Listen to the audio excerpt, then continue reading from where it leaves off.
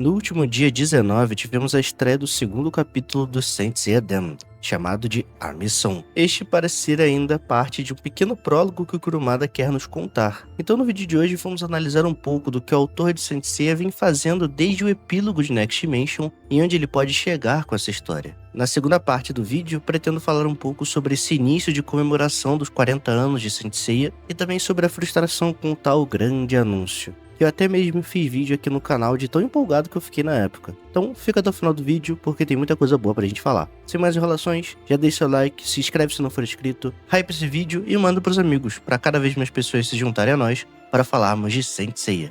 Então, bora pro vídeo. Antes de qualquer coisa, é bom lembrarmos de onde estamos partindo. Ao final de Next Dimension, a Saori desiste de ser uma deusa para salvar os Cavaleiros de Bronze, tornando-se uma humana comum nas palavras do Apollo, além, é claro, de todos eles terem perdido suas memórias. Com isso, já no epílogo de Next Dimension, vemos que passou algum tempo e que tanto Saori quanto Shun e Seiya estão todos próximos às ruínas daquilo que conhecíamos como Santuário. E isso por si só já é muito interessante. No vídeo em que falei das patentes de Saint Seiya, algo que destaquei muito é a ideia de destino em Saint Seiya, e de como ele é algo extremamente presente, tendo destino imutável, mas também aquele que é possível de se quebrar e moldar. Mesmo que Apollo apague as memórias dos cavaleiros, nem mesmo um deus é capaz de quebrar o destino das estrelas que guiam os cavaleiros e a própria Saori, onde eles fatalmente vão se reunir. O destino de Seiya, Shiryu, Yoga, Shun e Ikki é o de lutarem pelo amor e pela justiça como verdadeiros cavaleiros, assim como o destino de Saori é garantir isso sendo Athena. Portanto,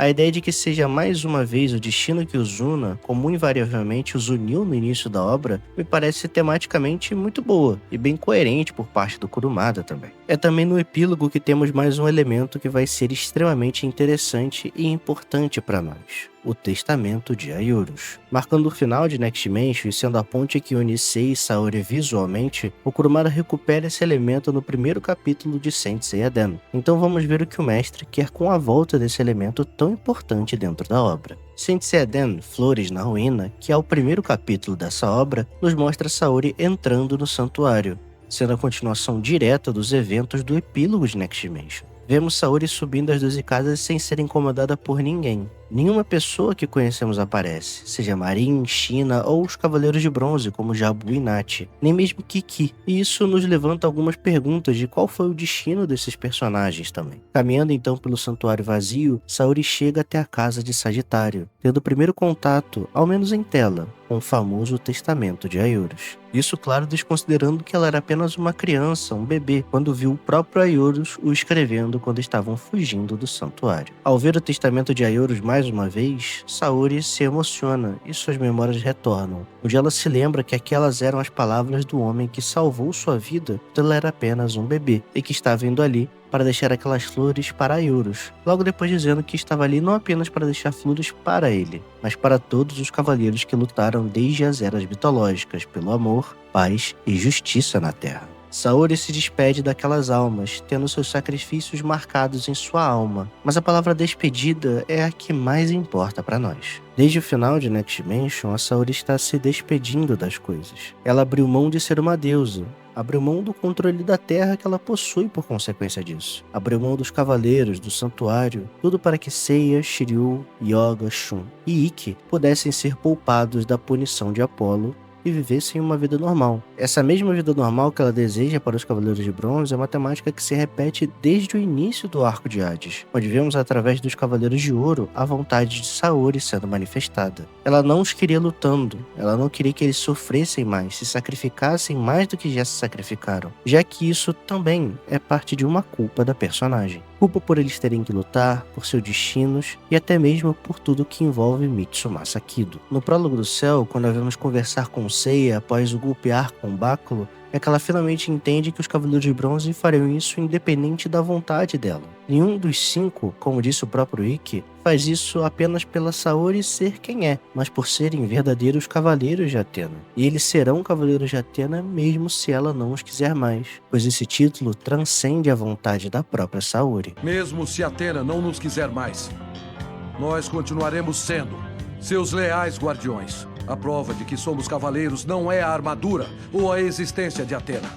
É claro que o prólogo não faz parte da continuidade do mangá, mas lembre-se, ele originalmente foi feito para ser. Eu tenho certeza de que o Kurumada vai usar ainda muitas coisas que acabaram se perdendo nesse filme. E veremos como esse prólogo em mangá pode se conectar mais ainda com o filme, mas já chegamos lá. Voltando ao mangá, ao deixar as flores em sinal de luto e despedida, é como se Saori, agora consciente outra vez de quem é, por consequência de seus deveres, estivesse tentando botar um ponto final em sua história. O que é compreensível de uma certa forma. A grande verdade é que desde o final do mangá clássico, os cavaleiros não têm um verdadeiro inimigo para enfrentar. Poseidon foi selado mais uma vez. Hades está morto, ou no mínimo, não poderá incomodar por algumas centenas de anos. E o Olimpo, diferente do prólogo do céu, não tem uma necessidade em destruir a Terra por conta das ações da Saori em simplesmente se defender. Em Next Dimension, por exemplo, o inimigo que vimos não era nem para ser enfrentado por Saori naquele momento, onde Asclepio, apesar de ter sido sim uma ameaça, não foi um inimigo como Saga, Poseidon e Hades. Saori não foi punida por enfrentar outros deuses, como no prólogo, mas punida pela imprudência de suas próprias atitudes em quase destruir o universo com sua ida ao passado. Como ressalto sempre, Saori é a vilã, é a errada da história, da mesma forma como os Cavaleiros de Bronze também eram durante o arco dos Cavaleiros de Prata.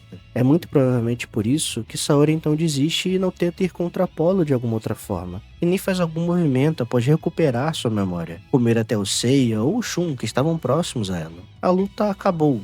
Não há inimigos, batalhas e nenhum destino sangrento que os espera. Mas isso é apenas inocência. É para isso então que o Kurumada nos dá o segundo capítulo de Saint Seiya Den, chamado de A Missão. O capítulo começa com Seiya, mas eu já retorno ao nosso pangaré alado, pois quero falar do que mais tomou tempo no capítulo e retomar o raciocínio do início do vídeo. Saori escuta uma voz a chamando, e era a voz de ninguém menos que a Ioros de Sagitário. A Ioros diz que ela não pode derramar lágrimas, que ela não é uma garota comum e que ela tem uma missão a cumprir. Ela é Athena, é a deusa protetora da Terra, é aquela que luta pelo amor e pela justiça nesse mundo. E é justamente para que ela garanta que isso exista no mundo que os cavaleiros lutaram desde as eras mitológicas. Saori não ser uma garota normal é algo dito até mesmo no final do arco das 12 casas, não apenas por Mu, mas por ela própria também. No entanto, o contexto de ambas as falas é um pouco distinto. Ao final das 12 casas, Saori cumpre seu primeiro ciclo para tomar seu lugar de direito como Athena. Ela lutou, sofreu e quase morreu, além de forjar seus laços junto dos Cavaleiros de Bronze, os apoiando em alguns poucos momentos, como quando ajuda Shiryu na casa de câncer, é parte da força de Yoga para acordar na luta contra Camus, e incentiva Seiya junto com os outros Cavaleiros de Bronze em seu embate contra a Saga. Ali, Saori realmente deixava seu lugar de herdeira de Mitsumasa Kido, a garota riquinha que todos viam, e tomava o seu lugar como uma verdadeira deusa. Aqui, a situação já é um pouco distinta. Saori já não é mais uma deusa, e nem mesmo seu cosmo parece proteger e selar o santuário mais, já que Seiya é capaz de ver o local, o que não deveria ser possível, já que o próprio Ioros fala sobre uma separação entre o mundo real e o santuário. E por favor, não me venham falar em erro ou furo do Kurumada, já que isso é claramente algo que faz parte do plot, assim como ele mencionar de forma enfática a vila de Rodório, mas eu já volto nisso. Tem seus poderes, suas habilidades divinas. Saori é apenas uma casca que tem as memórias de seu período sendo a deusa Athena. Ela estava pronta para terminar de desistir e se despedir de Ioros e dos outros cavaleiros que a protegeram, mas ela não pode. Ioros está lá para lembrar a ela que a missão ainda não acabou. Mesmo que não existam inimigos visíveis, nós sabemos que os cavaleiros só existem e aparecem quando as forças do mal ameaçam esse mundo. Isso é algo que é dito na animação clássica, mas é bem dedutível quando se olha para o ciclo das Guerras Santas e para o fato de que Shion e Doku ficaram sozinhos por centenas de anos até que uma nova geração de cavaleiros aparecesse. A lenda nos diz que os cavaleiros sempre aparecem quando as forças do mal tentam apoderar-se do mundo.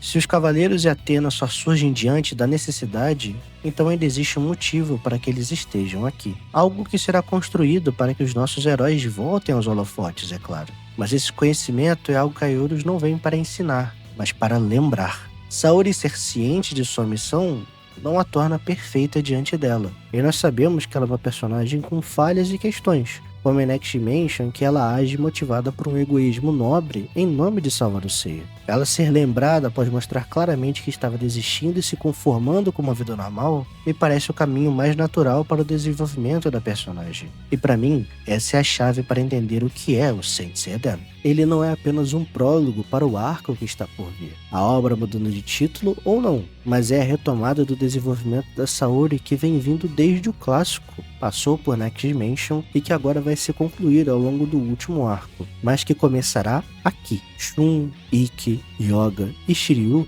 já terminaram seus desenvolvimentos no sentido de personalidades e aprendizados, mas tanto Saori quanto Seiya ainda precisam disso, e é por esse caminho que sinto que o Kurumada vai ao escrever essa nova história. Falando no Seiya, vamos falar de forma breve sobre sua aparição nesse segundo capítulo. Vemos o personagem pegando o chapéu da Saori e se questionando sobre quem era aquela garota, e falando um pouco sobre o santuário, que o povo da vila de Rodori enxerga o lugar como uma terra sagrada, proibida, o que é realmente interessante. Rodori foi muito pouco mencionado ao longo do mangá clássico. A primeira vez foi quando vemos Saga ainda se passando pelo Grande Mestre, visitando um homem chamado Quasimodo, ele dando tranquilidade para que pudesse morrer. O Grande Mestre era uma figura vista com grandiosidade, pelo que dá a entender quando Mu fala sobre Saga, ele também era visto dessa forma pelas pessoas, o que abre margem para entendermos que o Rodori e o Santuário sempre tiveram uma relação de proximidade. Usando The Lost Canvas para ajudar a ilustrar, vemos que a própria vila estava sendo defendida do ataque dos espectros pró-Báfica,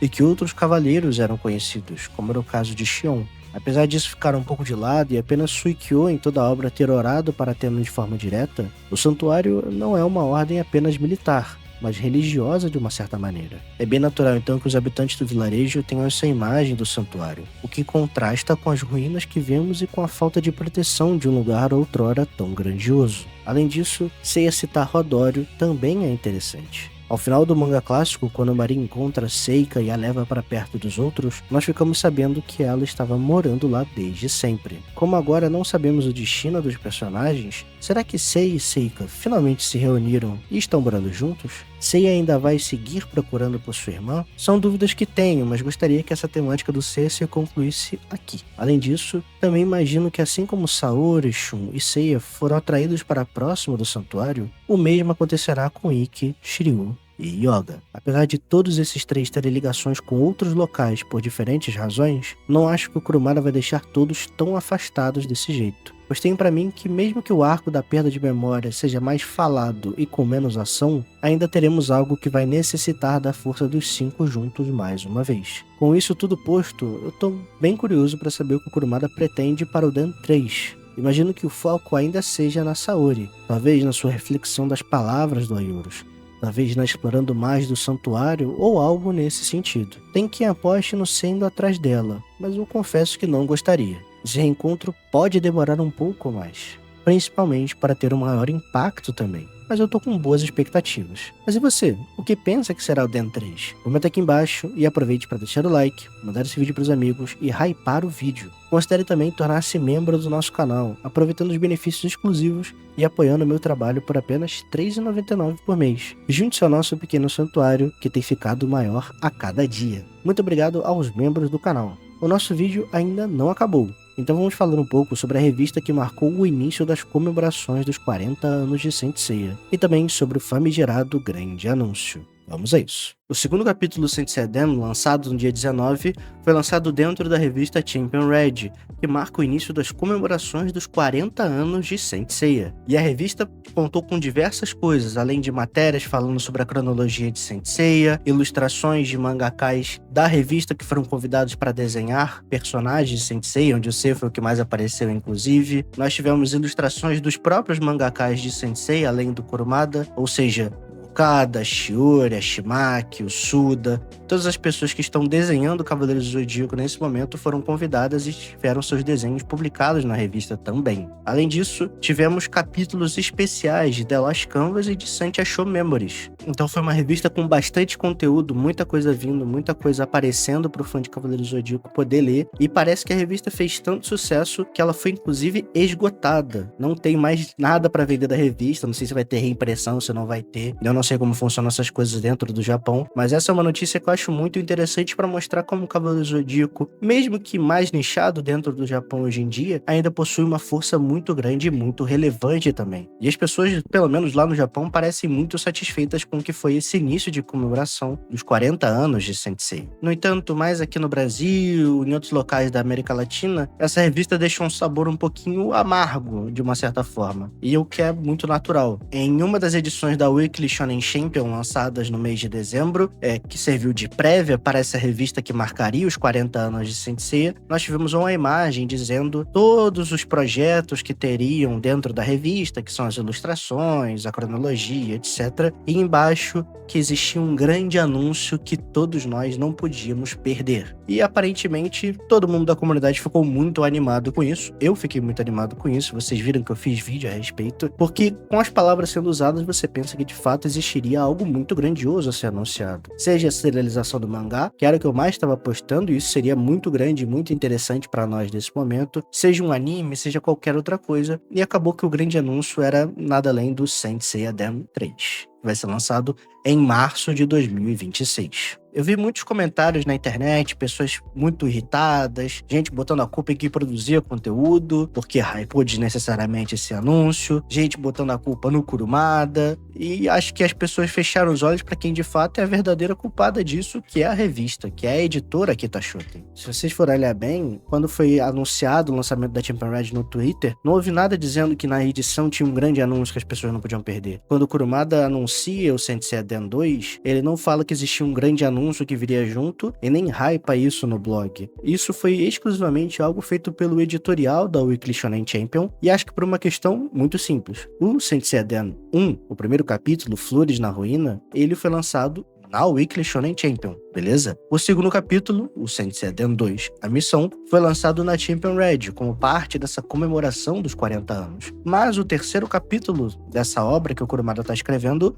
voltará a ser publicado na Weekly Shonen Champion. O que mais me parece passar a impressão de que eles estão vendendo o próprio peixe. Então, para manter a atenção das pessoas, para o público que compra a Shonen Champion, que normalmente não deve comprar a Champion Red, poder continuar atento e ter a noção, olha, vai ter o terceiro capítulo aqui em março, eles provavelmente fizeram isso. Foi apenas uma estratégia editorial e parece que isso é comum. Dentro do Japão isso é comum, tanto que os japoneses, de um modo geral, não parecem ter comentado muito sobre isso, pelo menos naquilo que eu vi. Se vocês viram e tiveram uma opinião e algumas coisas diferentes, experiências diferentes, por favor, tragam, porque eu acho que seria muito interessante ter isso. E eu entendo muito a frustração da comunidade, eu fiquei um pouco frustrado também, isso me gerou muitas expectativas, mas acho que a melhor notícia que a gente poderia ter nesse momento é justamente que o mangá volta em março. O mangá voltar em março é muito significativo, na minha opinião. Do Saint Seiya Den 1 para o Saint Seiya Den 2, nós tivemos aquele grande espaçamento de tempo. Foi 1 ano de espera entre os dois capítulos, o que gera muita frustração por serem apenas 8 páginas, mais uma vez, o que, novamente, é muito entendível. Feito, muito entendível. Eu também fiquei frustrado por serem apenas 8 páginas. Mas, se a gente for olhar bem, tivemos 8 páginas agora, 8 páginas no ano passado e provavelmente teremos 8 páginas no capítulo de março também. Se a gente somar, vão dar ali as 24 páginas que seria um capítulo comum. Parece que o Kurumada teve a ideia de repartir esse capítulo em 3 partes, talvez para gerar tempo, para ele poder desenvolver outras partes da história. É bom lembrar que o Den nasceu como algo meio surpresa, nas palavras do próprio. Não era para ter saído naquele momento, ao que parece. E 2024 para a franquia parece ter sido um ano muito difícil, principalmente no mundo das animações, com os relatórios da Toei ressaltando várias vezes o prejuízo dos filmes. Além disso, tivemos também palavras dos acionistas, que eles estavam se reunindo com o Kurumada para decidir quais seriam os próximos rumos da franquia. Então acho que estava acontecendo muita coisa e o Kurumada lançou o Saint Seiya Den, talvez para acalmar as pessoas quanto vamos ter sim uma continuação, porque principalmente lá no Japão ficou muito a ideia de que o final de Next Dimension era o final da franquia. Então acho que uma série de coisas fez que o Kurumada lançasse esse capítulo, talvez para apagar um incêndio, para poder deixar as coisas mais calmas e ter mais tempo para poder resolver as coisas nos bastidores e resolver também o futuro do mangá de Saint Seiya. Então agora a gente tem que esperar, aguardar, ver o que vai vir. E acho que em 2026 nós podemos ter ainda boas notícias. Eu acredito que o Saint Seiya Den 3 será o último capítulo dessa linha Den, desse título Den. Eu ainda enxergo esse mangá, pelo menos até o momento que o Kurumada está nos entregando, eu ainda enxergo esse mangá como algo muito parecido com o que é o episódio 0. com o que é o Saint Seiya Origin, o Saint Seiya Destiny, como um extra, como um enchimento, um preenchimento, um prólogo de fato, perfeito? Eu enxergo o Saint Seiya Den ainda como isso. Dependendo do que aconteceu no Den 3, talvez a minha opinião mude, mas até esse momento eu consigo enxergar muito como um prólogo do que tá por vir ainda. Eu imagino que talvez o mangá troque de nome, inclusive, e nós tenhamos o início da serialização de fato. Quando isso pode acontecer, Damian? Na minha opinião, tem 2 momentos muito propícios. O primeiro deles é em junho, que é mais ou menos quando o boneco novo do Seiya será lançado. E geralmente, pelo menos nessa estratégia editorial da Akita Shoten nos últimos 10, 15, 20 anos com Saint Seiya, o lançamento dos mangás, das levas do mangá principal, vem sempre acompanhando produtos e coisas agregadas, porque ajuda a vender, uma coisa impulsiona a outra. Então seria muito interessante que o boneco novo do Seiya, o boneco comemorativo, viesse junto também com a primeira leva do mangá. Essa é uma possibilidade. A outra possibilidade, que eu acho até um pouco mais provável, é que nós tenhamos uma leva de serialização a partir de novembro ou dezembro, que é quando o Kurumada geralmente faz publicação de suas obras. Imaginando isso, eu realmente penso que nós vamos ter um ano com bastante conteúdo de Saint Seiya vindo do Kurumada. Não esperem algo mensal, não esperem algo semanal. O Kurumada não vai trabalhar dessa forma, não vai. Ele não trabalha dessa forma desde os anos 90, e não vai ser agora com 70 anos que ele vai voltar a trabalhar. Mas tem uma questão, e acho que isso é muito importante ser pontuado, porque eu já falei em outros locais, vou repetir aqui. Para mim, o Kurumada erra em fazer o Saint Seiya Den da forma que ele está fazendo. Ele erra em fazer capítulos de 8 páginas, ele erra em deixar tudo muito espaçado, ele está errando como ele errou no início de Next Dimension. A diferença entre Next Dimension e Saint Seiya Den é uma só. Na época da publicação de Next Dimension, ele tinha também a publicação de Ring Nikakiro 2, que era uma serialização que havia começado em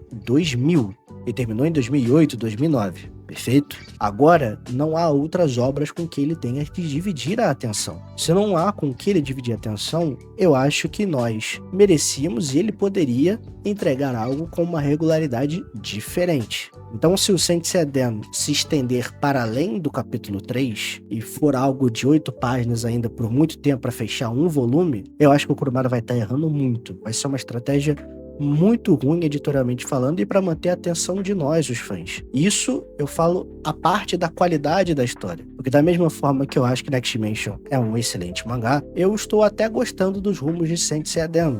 Depois de reler o segundo capítulo, de ler tudo junto, as minhas opiniões daquele capítulo acabaram mudando. Mas isso não muda o fato de que receber capítulos a conta-gota é um grande problema. Não é uma boa estratégia. E ele acaba dando munição para quem o critica. Então, eu não tenho nem como defendê-lo, como eu faço normalmente, porque acho que muitas críticas são injustas. Porque ele está se sabotando nesse sentido. E acho que ele, de uma certa forma, ele não liga mais para essa opinião, para essa repercussão. Ele não tem mais que ser cobrado por isso, certo? Ele não se cobra mais pela opinião ou pela expectativa dos fãs. Ele está escrevendo o mangá que ele quer, a hora que ele quer. E isso é muito bom para ele, particularmente.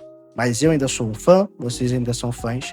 A gente não pode receber capítulos a conta-gota e ficar tranquilos quanto a isso. Mas eu ainda não cravo que será desse jeito. Se o Kurumada continuar fazendo isso a partir do capítulo 3, eu vou ser o primeiro a vir aqui e criticar. Mas por enquanto, eu mantenho a minha fé e a minha opinião de que o Kurumada vai anunciar uma serialização no ano que vem. Nós vamos ter novidades de Saint Seiya, nós vamos ter muita coisa boa vindo por aí. Então, meu povo, por esse vídeo foi isso. Deixa o like se ainda não deixou, se inscreva se não for inscrito, mande esse vídeo pros amigos, considere tornar-se membro do canal, hype o vídeo, faça tudo isso para me ajudar e ajudar o canal a poder crescer cada vez mais. A gente tá tentando chegar aí aos 4.000 inscritos, vamos ver se a gente consegue ficar um pouquinho mais próximo dessa meta agora no final de ano também. Tá bom, meu povo? Espero que tenham gostado do vídeo, vejo vocês no próximo vídeo que deve vir no canal, que é dos Cavaleiros Negros, e as lives voltam no ano que vem. Então tô muito ansioso pra poder falar com vocês. Tá bom, meu povo? Um grande beijo, um grande abraço, vejo vocês na próxima live ou vídeo e valeu!